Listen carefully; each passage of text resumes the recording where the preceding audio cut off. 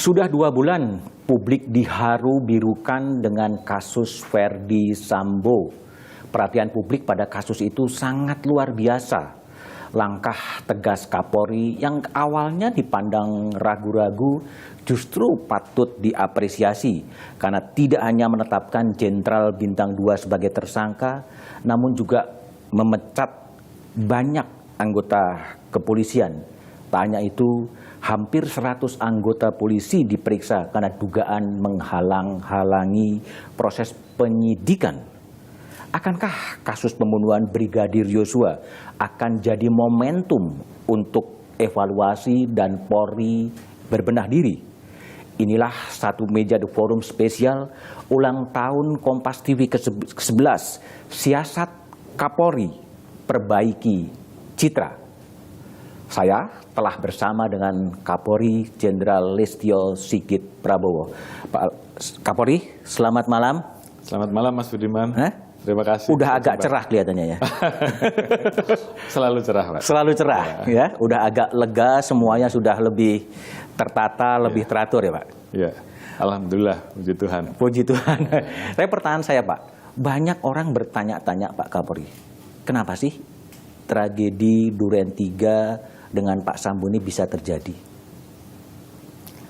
Jadi memang ini peristiwa yang untuk kami juga terus terang ini pukulan ya. Pukulan? Ya, karena memang di saat kita sedang memperbaiki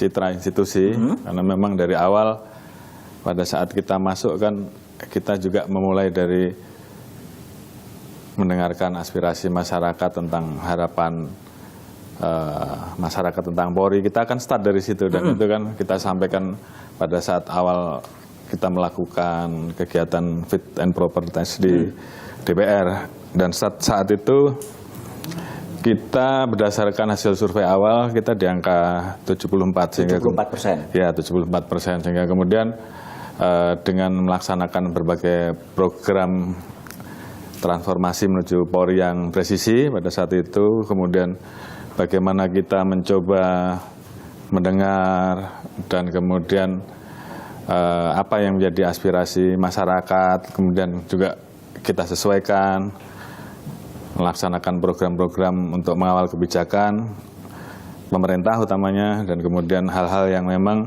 harus kita lakukan sesuai dengan harapan masyarakat.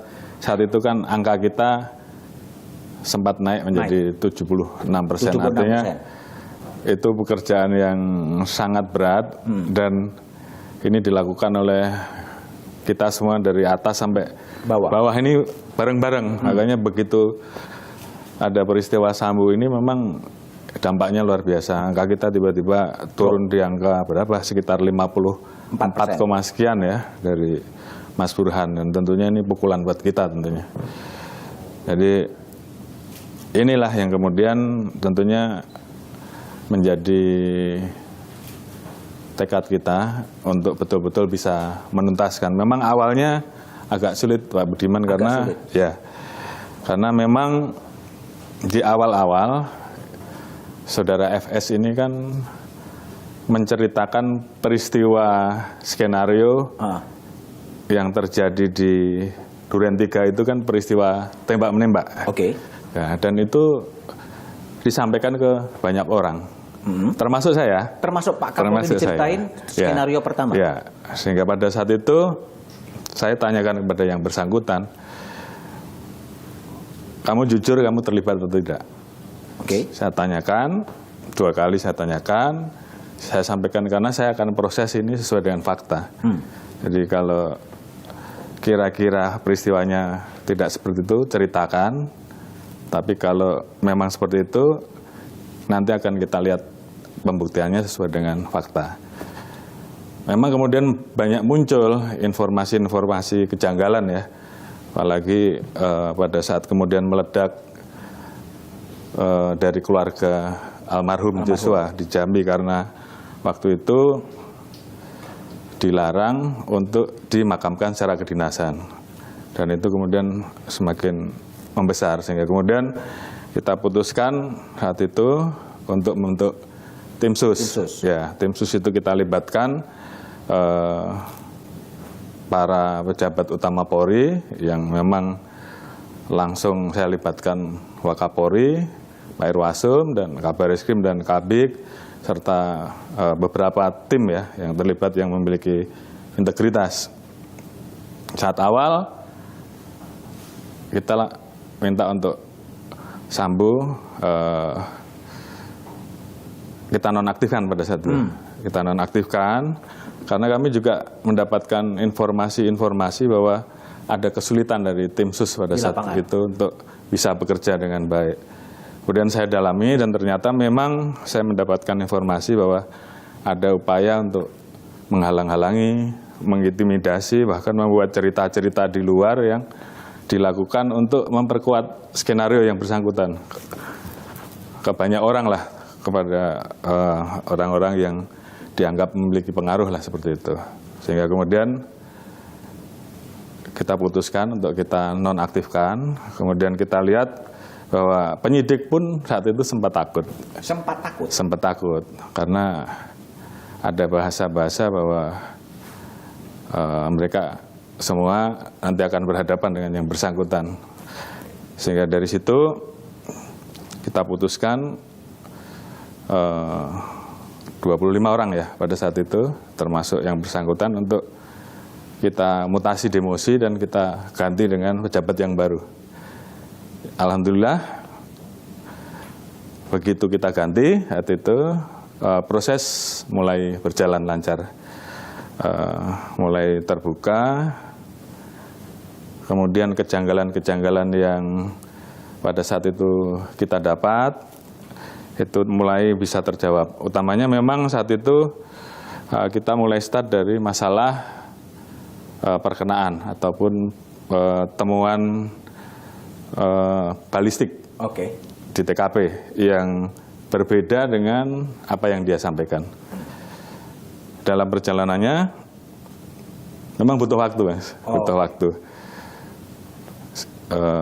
Saudara Richard yang sempat saya panggil juga. Dipanggil oleh Pak Kapolri? Ya, saya tanyakan, dan dia pada saat itu menjelaskan, memperkuat skenarionya saudara FS. Oh, awalnya memperkuat skenario FS? Ya.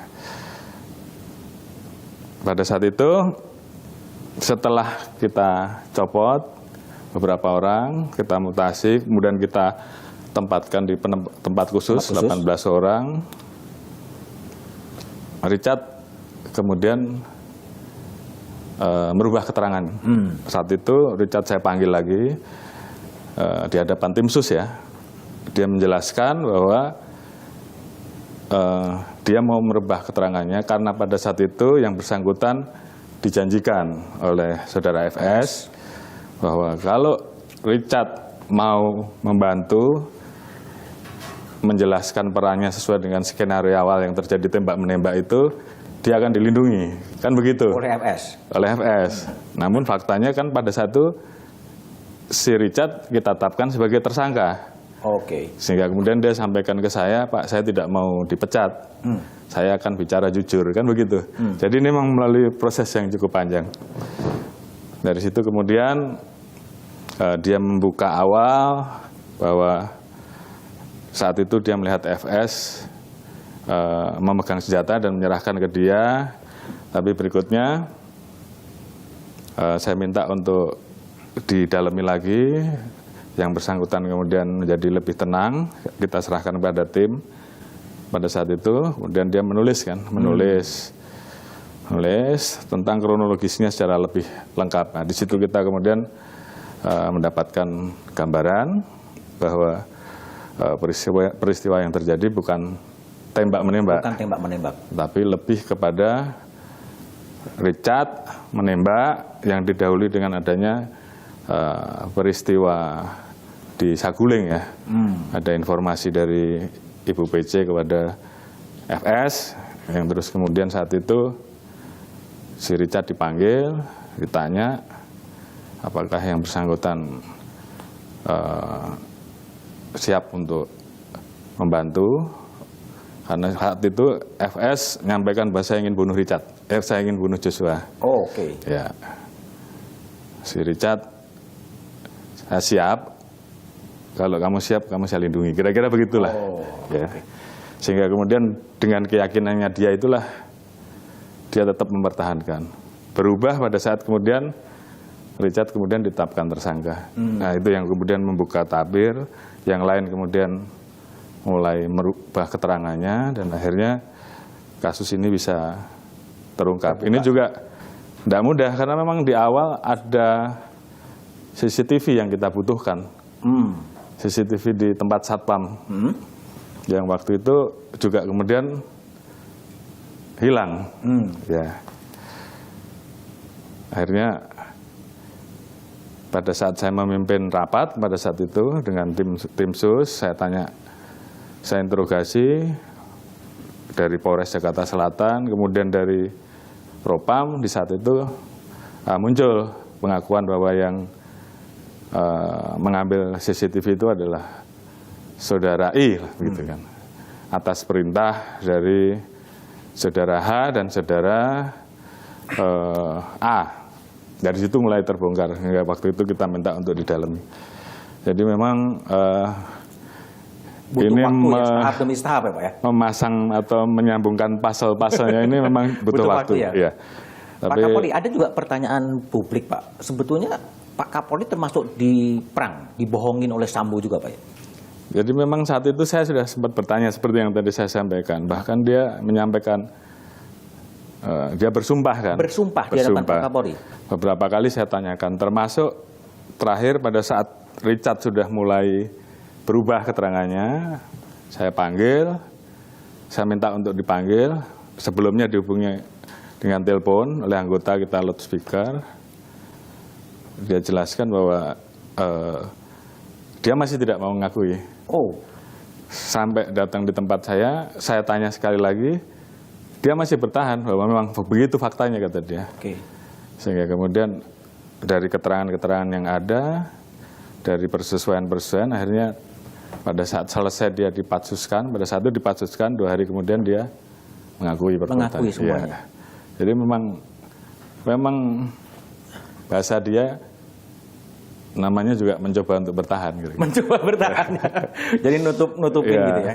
Tapi ya berkat kerja keras dari tim semuanya, termasuk bagaimana kita berusaha untuk membongkar kasus ini seterang-terangnya, ya alhamdulillah semuanya kemudian bisa terungkap. Jadi kalau polisi Pak Kapolri sekarang, siapapun yang terlibat dalam kasus Sambo maupun obstruction of justice atau apapun itu akan dibersihkan semua atau gimana? Ya yang pasti kasus ini kan betul-betul membuat marwah Polri jadi jatuh. Jadi yang kita lakukan saat ini adalah sesuai dengan arahan Bapak Presiden, ceritakan, buka fakta sebenarnya, tidak ada yang ditutupi. Jadi ya kita lakukan bahwa kita proses tegas siapapun itu yang terlibat. Saat ini sudah kita tetapkan 5 tersangka ya. Dan 3 adalah anggota polisi, FS, kemudian si RE, dan kemudian satu lagi R ya. Itu kita tetapkan. Kemudian yang obstrak saat ini kita proses 7 orang kalau tidak salah. Ada yang berpangkat FS sendiri, bintang 1 juga ada, terus yang berpangkat kombes juga ada. Artinya semua yang terlibat di situ kita proses. Kemudian kan kita periksa ada kurang lebih hampir 100 ya, 97 lah kurang lebih. Di situ kan kemudian kita pilih mana yang melanggar kode etik, mana yang di bawah tekanan, mana yang sebenarnya kena prank, tapi kan juga ada aturan-aturan di kita kan yang seharusnya dia mengklarifikasi atau paling tidak menolak perintah atasan kan. Kalau dianggap perintah itu salah kan juga itu ada aturannya. Jadi komitmen kita harus tindak tegas terhadap yang terlibat karena ini adalah pertaruhan terkait dengan mengembalikan marwah Polri. Penindakan baik melalui sidang kode etik maupun sidang pidana kalau pidananya ada ya Pak? Betul, jadi 2 yang kita tempuh ke dalam, kita proses, pidana juga kita proses. Oke. Kalau proses perjalanan reformasi kultural di tubuh kepolisian, yang Pak Kapolri juga sudah mencanangkan presisi dan humanis, diawali dengan kasus Sambo, bagaimana ini kemudian akan coba dikoreksi Pak untuk kembali menirkan atau mengurangi kultur-kultur kekerasan yang ada di tubuh kepolisian? Baik, terima kasih. Jadi saya kira 1,5 tahun itu adalah proses yang sangat panjang ya. Bagaimana kita mencoba untuk kemudian memperbaiki Polri sesuai dengan program presisi kita, dengan harapan kita menjadi polisi yang tegas, humanis, kemudian presisi, dan ujungnya kan harapan kita menjadi dekat dengan masyarakat, dan tentunya kalau dekat dan dipercaya, tentunya kita bisa dicintai masyarakat. Ya mau tidak mau kita harus memperkuat program yang sudah ada tersebut. Artinya lebih mendengar, kemudian lebih aspiratif terhadap apa yang menjadi keluhan masyarakat. Sebagai contoh misalkan waktu itu kita mencoba mengakomodir terkait dengan isu Brotoseno. Mungkin ya, Brotoseno. Masih ingat ya Pak ya? Ingat ya. Bahwa peristiwa Brotoseno di mana dia saat itu menjadi salah satu pelaku tindak pidana korupsi. Tapi kita juga pada satu kesulitan, walaupun itu diputus sebelum saya jadi Kapolri. Tapi kita kan berusaha untuk mengakomodir apa sih yang suara publik ya, yang menjadi harapan masyarakat. Akhirnya waktu itu perkapnya kita rubah. Kita rubah menjadi Perpol nomor 7 ya tahun 2022, di mana kita bisa membuat sidang komisi yang sifatnya peninjauan kembali ya, peninjauan kembali. Seperti PK begitu, terhadap kasus-kasus yang dirasa mencederai rasa keadilan publik. Dan saat itu Perpolnya jadi, kemudian kita proses, dan kemudian PS kita PTDH. Hal-hal seperti ini kan tentunya menjadi hal-hal yang harus kita lakukan. Kemudian yang menjadi sorotan masyarakat selama ini terkait dengan pelanggaran anggota, kemudian hal-hal yang mungkin menjadi sorotan karena hedonis, saya kira ini sering kita sampaikan, tapi kali ini dan terakhir tadi saya sudah kasih arahan, saya tidak mau lagi banyak bicara, begitu kalian melanggar saya copot dan saya proses, dan ini saya praktekkan. Beberapa orang sudah kita copot. Dan ini bentuk komitmen kami untuk mau tidak mau kita harus melakukan reform dengan cara keras. Oke, reform dengan cara keras. Ya, karena jadi prinsipnya Pak Kapolri lebih kepada ingin agar Kapolri betul-betul sesuai dengan visi misi dari Pak Kapolri yang presisi dan kemudian humanis, yang tidak mau ikut ya silahkan kemudian minggir atau turun dari gerbong. Ya, kan saya sudah sering sampaikan kan bahwa ikan busuk mulai dari kepala. Ya. Kalau tidak bisa kita perbaiki ya kita potong kepalanya kan begitu. Tapi itu kan tidak cukup. Nggak cukup. Jadi kan sekarang harus kita bahasa kita tidak usah terlalu banyak-banyak, yang melanggar langsung kita potong, sudah begitu aja. Melanggar potong. Ya. Bapak nggak kasihan gitu banyak anggota polisi yang bakal kena potong dari Pak Kapolri? Justru karena saya sayang terhadap hampir 430.000 anggota Polri dan 30.000 anggota PNS yang selama ini juga saya lihat mereka sudah bekerja mati-matian, karena saya kan sering melaksanakan kunjungan bagaimana mereka, saya lihat di daerah-daerah terpencil itu tapi mereka semangat. Jadi kalau hanya karena beberapa orang kemudian mereka menjadi rusak, ya saya lebih baik potong yang bikin rusak daripada 430.000 ini kemudian jadi ikut terbawa rusak kan begitu.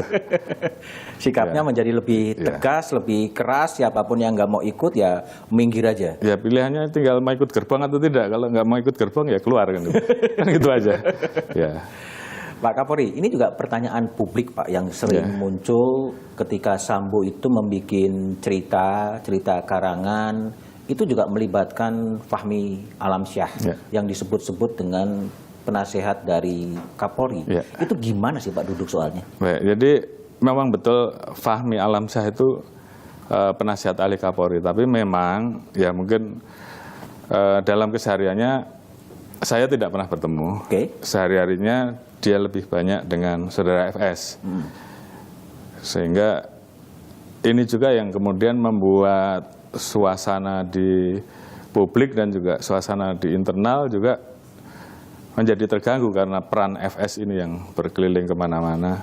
Dan inilah yang kemudian juga mau tidak mau menjadi penghambat ya dalam proses ini. Beberapa waktu yang lalu saudara FA sudah mengundurkan diri dan saya sudah minta kepada tim kalau memang ditemukan adanya pelanggaran pidana proses. Saya sudah sampaikan begitu. Karena semuanya supaya menjadi jelas. Yang jelas di sisi ini saya memiliki komitmen bahwa siapapun yang terlibat, walaupun awalnya saya dianggap ragu-ragu dan sebagainya, bukan karena ragu-ragu, tapi saya yang mengedepankan scientific crime investigasi. Kemudian juga ada kendala-kendala psikologis yang dihadapi oleh para penyidik pada saat itu, termasuk juga tim sus yang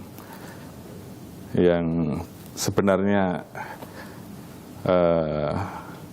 posisinya cukup cukup kuat, tapi juga sempat terganggu sempat terganggu dan itu yang akhirnya saat itu kita putuskan untuk yang bersangkutan dimutasikan dan kita ganti dengan pejabat baru. Dan saya kira kita melampaui hambatan-hambatan tersebut dan ya hasilnya seperti yang sekarang. Dan mudah-mudahan karena ini sudah menjadi komitmen kami bahwa kita akan transparan, tidak ada yang ditutup-tutupi. Jadi pada saat ada permintaan ekshumasi ya pada saat itu dari pihak keluarga Joshua, kita pun berikan ruang sebagai bentuk transparansi kita, karena pada saat itu kan kedokteran forensik kita kan diragukan, sehingga kemudian kita berikan permohonan ekshumasi itu, dan pada saat itu Persatuan Dokter Forensik ya dari berbagai rumah sakit bergabung untuk melaksanakan itu, dan alhamdulillah ternyata hasilnya tidak jauh berbeda. Ya.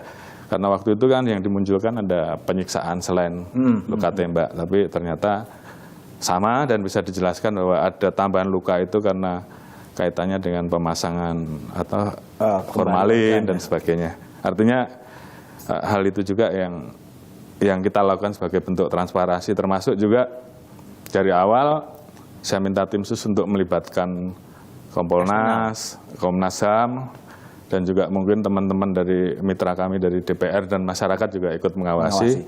Sehingga setiap prosesnya kita mencoba untuk sampaikan ke publik, termasuk kemarin pada saat proses ekshumasi ulang itu pun publik bisa melihat. Terus kemudian pada saat proses rekonstruksi kemarin publik juga bisa melihat, dan di dalamnya juga ada pihak-pihak yang mewakili ya, karena memang tempatnya kecil. Tapi semua itu kita lakukan dalam rangka menjaga transparansi, termasuk juga pada saat sidang etik kan, itu juga publik bisa melihat. Jadi semua itu kita lakukan bahwa tidak ada yang kita tutup-tutupi, dan kita transparan dalam hal ini. Pak Kapolri, banyak orang yang kemudian berpikiran ya bahwa kasus Sambo ini bisa mengganggu soliditas di internal kepolisian.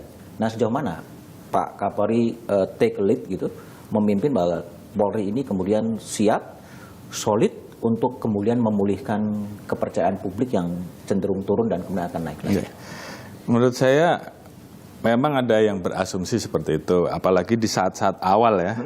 Di saat-saat awal kita melakukan pemeriksaan kan karena adanya upaya-upaya intimidasi, upaya-upaya untuk menghalangi kan membuat situasi internal seperti kemudian terpecah. Tapi saya melihat setelah proses hambatan tadi kita bereskan, kita semua solid untuk menuntaskan ini, dan beberapa kali saya sudah memimpin rapat Vikon dengan para Kapolda bahwa justru momentum ini harus membuat kita lebih solid, karena memang tugas kita bagaimana mengembalikan marwah kepolisian, dan itu hanya bisa kita lakukan dengan kita melakukan hal-hal yang kemarin harus kita ubah, kita perbaiki, dan kita tingkatkan kualitasnya. Oleh karena itu ini juga justru menjadi momentum kita untuk kemudian inilah saatnya untuk kita berbenah dan memperbaiki, lebih mendengar aspirasi masyarakat. Karena saya sendiri sampai sekarang, Pak, akun pribadi saya itu hampir setiap hari itu 40-50 pengaduan masuk. Bapak jawab sendiri? Iya. Belum kita buka ruang pengaduan di Propam Presisi dan Dumas Presisi itu juga hampir rata-rata 20-30. Jadi saya minta kepada Kapolda, kepada seluruh jajaran kepolisian, ini saatnya kalian untuk lebih aspiratif, lebih mendengar dan kemudian segera menindaklanjuti, karena di sini adalah momentum untuk betul-betul kita bisa memperbaiki diri. Dan terhadap yang sifatnya pelanggaran seperti tadi saya sampaikan, ya kalau nggak ada ampun. Kita sudah kasih peringatan di awal-awal, kali ini saya tidak usah perlu pakai peringatan lagi. Begitu ada yang lapor, periksa propam, copot, sudah begitu aja. Tapi yang baik kan tetap harus kita kasih reward. Banyaklah Babin Kamtibmas yang Baik-baik. dinasnya jauh-jauh, dan sekarang mereka merasa bangga menjadi Babin Kamtibmas. Dan itu buat saya itu adalah suatu hal yang baik ya. Terus beberapa polsek kita rubah yang tadinya mereka memiliki kewenangan untuk penegakan hukum, tapi karena kita melihat bahwa jumlahnya terbatas, maka lebih baik dia melakukan hal-hal yang sifatnya problem solving, hal-hal seperti itu kita tingkatkan. Artinya bagaimana meningkatkan kualitas pelayanan, mengurangi hal-hal yang bisa berdampak terhadap pelanggaran. Pemanfaatan teknologi informasi itu juga menjadi hal yang terus kita lakukan, sehingga interaksi-interaksi yang kemudian menyebabkan pelanggaran itu bisa kita hindari. Salah satunya program SIM online, ya, STNK online, kemudian juga yang sekarang kita kembangkan sistem tilang elektronik. Ya, baik yang sifatnya stasioner ataupun mobile. Ini yang terus kita kembangkan, sehingga ya ke depan harapan kita postur polisi yang tegas tapi juga humanis itu bisa betul-betul kita tampilkan ya. Artinya kapan kita harus tegas pada saat memang hal-hal tersebut membuat masyarakat menjadi resah, ya Polri harus betul-betul bisa melakukan langkah-langkah tegas. Kejahatan yang meresahkan masyarakat, masalah narkoba itu juga sudah saya sampaikan, jangan lagi ada yang main-main dengan narkoba, dan itu saya buktikan beberapa orang sudah kita copot, kita PTDH. Masalah judi juga, ya ini juga kemudian menjadi isu kan. Ya. Saya minta tidak ada lagi yang main-main dengan judi, bongkar sampai ke atas. Saat ini saya sudah minta ke teman-teman di PPATK untuk menelusuri rekening-rekening yang ada untuk ditarik, untuk dibongkar ke atas. Jadi ini salah satu bentuk bahwa kita serius, dan segala macam penyakit masyarakat saya minta untuk dibersihkan, dan ini harus berkelanjutan. Oke. Pak Kapolri bicara soal penyakit masyarakat judi, ya. Itu kan juga beredar Pak Kapolri, yang Pak Kapolri juga di DPR sempat ditanya soal diagram kekaisaran Sambo, konsorsium 303. Itu apa sih Pak sebetulnya yang terjadi seperti itu? Ya, saya melihat bahwa fakta judi itu ada, betul ada kan? Artinya saya melihat bahwa pemberantasannya masih belum maksimal. Nah, tentunya terkait dengan apakah betul ada konsorsium, saya sudah perintahkan untuk itu diusut tuntas. Memang banyak yang sekarang sedang lari ke luar negeri kan begitu. Lari ke luar negeri. Ya, tapi saya sudah minta usut sampai ke atas, begitu didapatkan nama, red notice atau cekal, dan kemudian dari situ kita ungkap apakah ada anggota yang terlibat atau tidak. Tapi paling tidak langkah itu saya tidak ragu-ragu, dan itu sudah saya minta untuk betul-betul bisa diungkap. Tapi terkait dengan adanya konsorsium atau tidak kan kita bicara scientific crime, ya tentunya saya berjalan dari pembuktian ya. Itu bagian diagram itu memang dikeluarkan, ada yang menyebut dari luar, ada yang menyebut dari dalam. Kalau hasil penyelidikan dari kepolisian, gimana tuh konsorsium 303 itu? Ya pastinya ada yang membuat. Mungkin saja ada informasi dari dalam, tapi juga bisa saja dari Luar. pihak luar. Ini yang sedang kami dalami. Bisa juga untuk membusukkan kepolisian di dalam. Ya yang penting kalau buat saya, bagaimana kemudian anggota betul-betul komit bahwa yang namanya judi online ataupun segala macam perjudian betul-betul bisa diberantas, karena ya buat kita itu juga salah satu yang membuat citra Polri menjadi rusak. Turun. Ya. Kalau persisnya soal propam, Pak, banyak orang menyebutkan propam ini polisinya polisi, kewenangannya begitu penuh, sosoknya kemudian ditakuti. Nah, setelah kasusnya FS, ini propam apakah akan ada redefinisi ulang, propam akan jadi seperti apa atau bagaimana? Ya, jadi sebenarnya propam ini kan sebagai salah satu satker di kita yang tugasnya memang menjaga citra Polri dan benteng terakhir pencari keadilan, kan begitu. Motonya kan seperti itu. Memang tugas dia adalah untuk menangani masalah-masalah pelanggaran yang dilakukan oleh anggota. Mulai dari penyelidikan, itu kemudian ditentukan apakah ini masuk dalam ranah etik yang bisa diproses oleh etik, atau ini masuk kepada pidana yang bisa diteruskan ke reserse. Sebenarnya sudah ada pemilahannya. Kalau etik, maka dia bisa melanjutkan dari proses penyelidikan menjadi semacam penyidikan.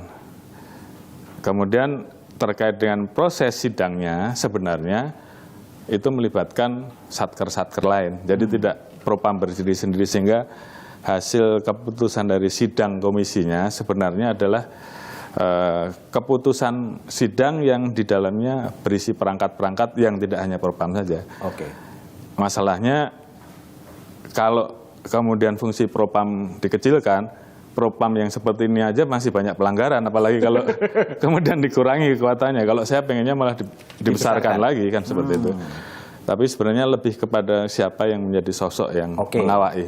Sehingga ini tentunya menjadi catatan seleksinya ya. Evaluasi kami bahwa sistem assessment center terkait dengan penempatan personil di jabatan-jabatan strategis yang tentunya memiliki dampak terhadap organisasi dengan posisinya itu, kita tentu memilih dengan lebih selektif, kira-kira seperti itu.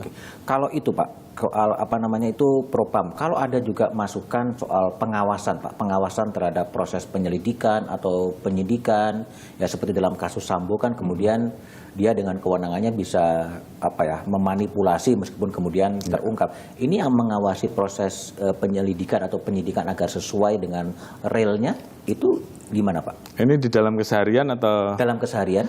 Baik, jadi sebenarnya begini, pada saat kita mulai meningkatkan salah satu program kita, transformasi di bidang pengawasan, kan ada empat transformasi. Kita sebenarnya dari awal sudah melibatkan unsur eksternal untuk bisa ikut mengawasi. Salah satunya kita sudah membuat MOU dengan Kompolnas, sehingga pengaduan dari Kompolnas kemudian bisa masuk ke kita. Kemudian dari Itwasum kan juga sebenarnya melakukan pengawasan. Memang sebenarnya hal-hal tersebut sudah berusaha kita lakukan. Proses penyidikan juga sebenarnya sama, ada yang namanya wasidik, sehingga pada saat mungkin prosesnya tidak benar, itu bisa diklarifikasi di wasidik. Namun semua fungsi-fungsi itu memang kemudian yang paling utama adalah yang mengawaki sesuai atau tidak. Karena di satker manapun potensi untuk kemudian yang bersangkutan melakukan penyalahgunaan wewenang kan pasti ada. Apalagi terhadap masalah-masalah yang menimpa terhadap yang bersangkutan, sehingga tentunya kita membuka ruang pengaduan dari eksternal dan pasti kita respon, karena memang di situ juga yang membuka terang semuanya terhadap peristiwa Sambo. Begitu ada kejanggalan itu kita respon, kemudian kita ikuti, ada masalah-masalah yang kita lihat bahwa ini harus dipotong, kita bersihkan, hambatan itu kita potong, dan semuanya kemudian bisa terbuka. Oke, kalau pekan lalu kan hari ini maksudnya Komnas kan juga mengatakan perlunya pengawasan eksternal ya yang untuk bisa ikut membantu agar penyelidikan atau penyidikan itu sesuai dengan relnya dari apa yang seharusnya. Gimana Pak Kapolri melihat bahwa ada usulan dari Komnas agar ada dibukanya pengawasan yang sifatnya eksternal terhadap kepolisian? Ya, memang khusus kasus FS tentunya kita minta semua pihak untuk ikut mengawasi, ya kan. Dari proses di kami dan kemudian nanti pindah ke kejaksaan, dan pada saat sidang pasti ini udah otomatis publik juga semuanya ikut mengawasi dan semua pihak ikut mengawasi. Tapi untuk hal-hal yang lain kita kan terbuka selama ini untuk menerima pengaduan dari luar, mereka bisa melakukan pengecekan terkait dengan masalah-masalah yang diadukannya, dan kalau kemudian ada hal-hal yang tidak sesuai, sebenarnya kan kita berikan ruang untuk kemudian itu bisa dilaporkan. Dan mekanisme pengawasan eksternal saya kira tadi sudah saya sampaikan, bisa disampaikan oleh teman-teman yang ada di Kompolnas, yang ada di Komisi 3, ataupun mungkin teman-teman di Komnas, yang intinya setiap ada informasi terkait dengan keluhan pasti kita tindak lanjuti. Jadi mekanisme itu sebenarnya sudah ada, sudah berjalan. Tinggal bagaimana memperkuat saja. Intinya Polri terbuka untuk adanya kritik, adanya masukan supaya kita bisa jadi lebih baik. Termasuk ada rancangan bikin hari demo mengkritik polisi itu.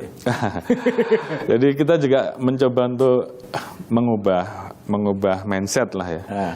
Jadi pada saat kita mendapatkan kritik, justru di situ kita harus memberikan ruang kan. Makanya waktu itu kita adakan lomba mural, kemudian lomba demo. Ya memang kita pengen tahu apa sih yang digambarkan oleh masyarakat tentang kesan tentang polisi kan gitu. Di situ saya sampaikan yang paling berani mengkritik Polri sahabat Kapolri dan dapat nominasi nomor 1 kan begitu ya.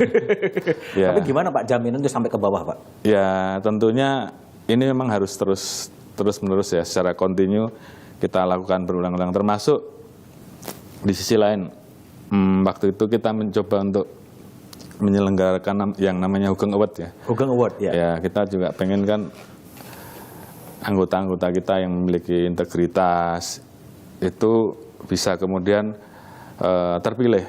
Dan alhamdulillah waktu itu yang mengusulkan itu justru dari pihak luar, Pak. Bukan kami yang memilih. 67.000 yang masuk. Oh, calonnya ya? Ya, dan itu yang mengusulkan dari masyarakat.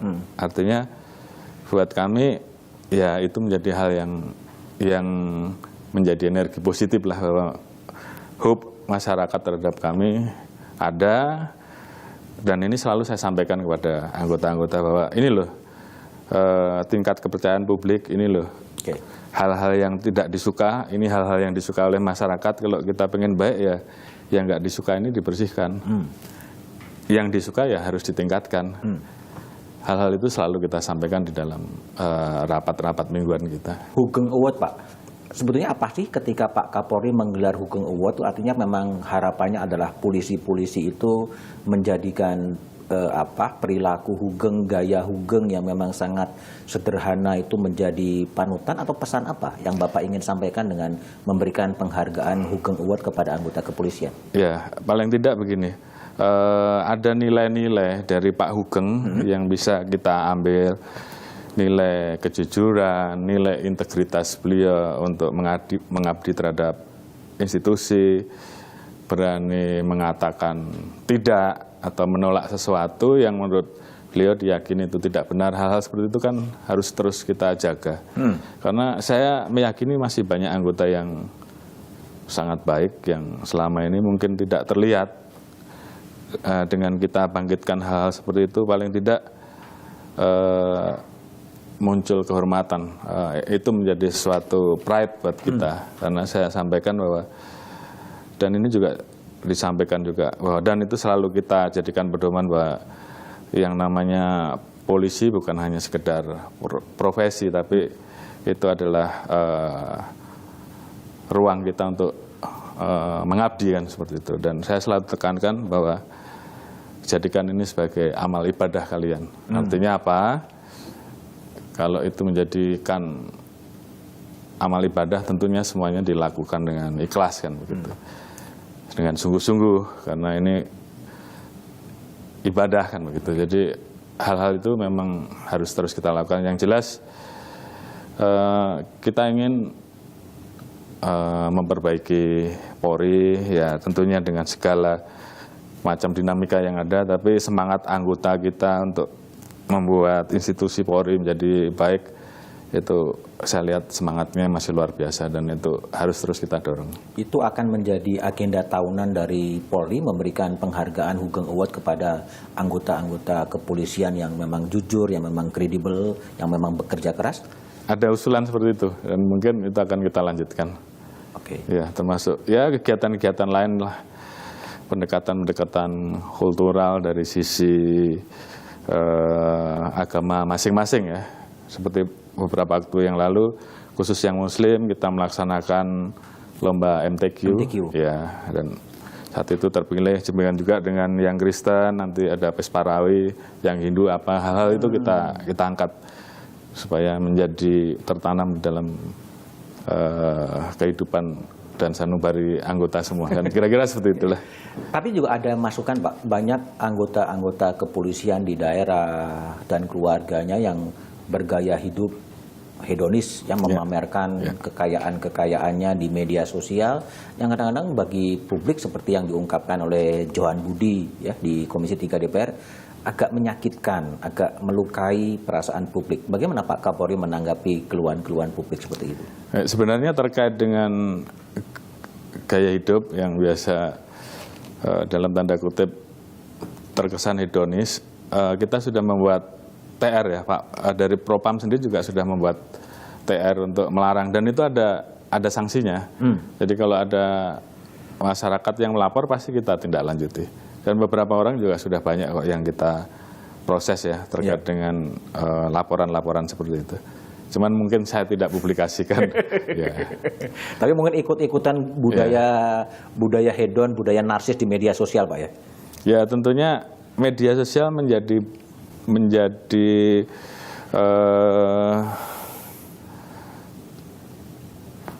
sarana ataupun media yang positif manakala kita bisa memanfaatkan itu dengan baik kan, untuk menyampaikan apa yang sudah dilakukan anggota selama ini. Tapi kan ini juga jadi masalah manakala kemudian mereka melakukan perilaku-perilaku yang menurut publik ya itu tidak pantas, dan memang kemudian malah tanpa disadari akan membuat masalah bagi yang bersangkutan.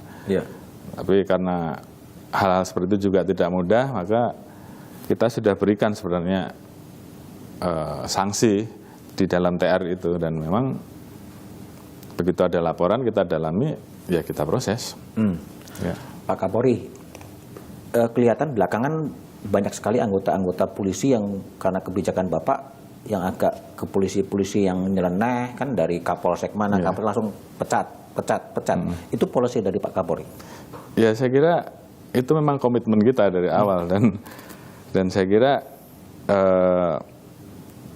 saat ini untuk menjaga yang menurut saya masih banyak kok anggota yang baik, tapi ya itu tadi, kalau kemudian yang nyeleneh gitu nggak kita potong, merusak yang baik, mereka akan turun moralnya. Dan saya lebih memilih mereka tetap bertahan seperti itu, saya potong yang jelek, kan gitu aja. Ya. Pak, yang terakhir dari saya Pak, Presiden itu kan ngomong sampai 4 kali agar ini dibuka. Dan Pak Kapolri telah menjalankan instruksi itu. Ada komunikasi lagi dengan Presiden setelah langkah-langkah selanjutnya setelah ini kemudian dibuka hampir menuju ke pengadilan? Ya, saya kira kan kita kan setiap minggu pasti ada rapat terbatas kabinet ya tentunya Pak Presiden mengikuti terus perjalanannya secara langsung dan tentunya beliau sangat paham apa yang sudah kita kerjakan dan ini akan kita jaga dan kita pertanggungjawabkan kepada beliau dan publik kan seperti itu. Dan yang sekarang yang kita lakukan adalah bagaimana proses Sambo kita proses tegas sesuai fakta padanya, tapi di sisi lain jangan lupa bahwa kita masih banyak tugas-tugas yang harus kita selesaikan. Mengawal berbagai macam kebijakan yang saat ini tentunya harus juga bisa berjalan karena ini juga berdampak terhadap pertumbuhan ekonomi seperti itu, terhadap bagaimana upaya untuk menjaga misalkan COVID ini juga harus tetap kita jaga supaya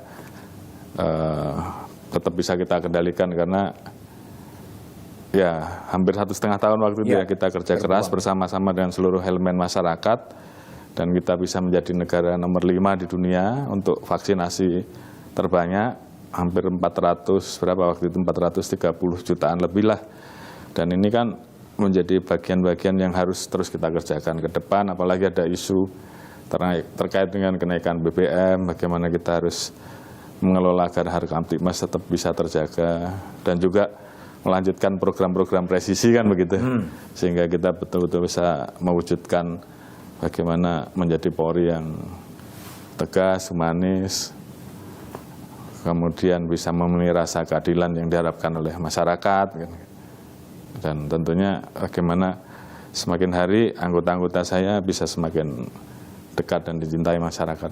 Ini kan jadi program besar yang harus kita lakukan. Polri yang presisi, Polri yang humanis ibaratnya itu 100% atau 100 langkah, sekarang udah di tahap berapa langkah?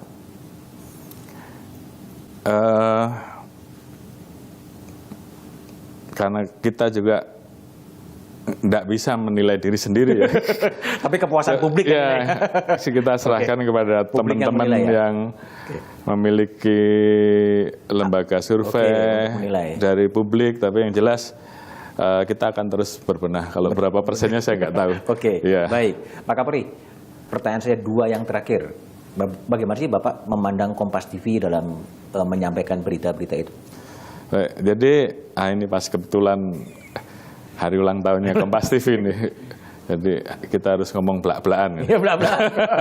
Silahkan belak-belakan, Pak. Ya, dikritik juga boleh. Yang saya lihat bahwa Kompas TV selama ini menyajikan berita-berita secara objektif ya. Dan itu tentunya menjadi sesuatu yang harus dipertahankan karena masyarakat kemudian melihat bahwa TV menjadi sarana edukatif ya.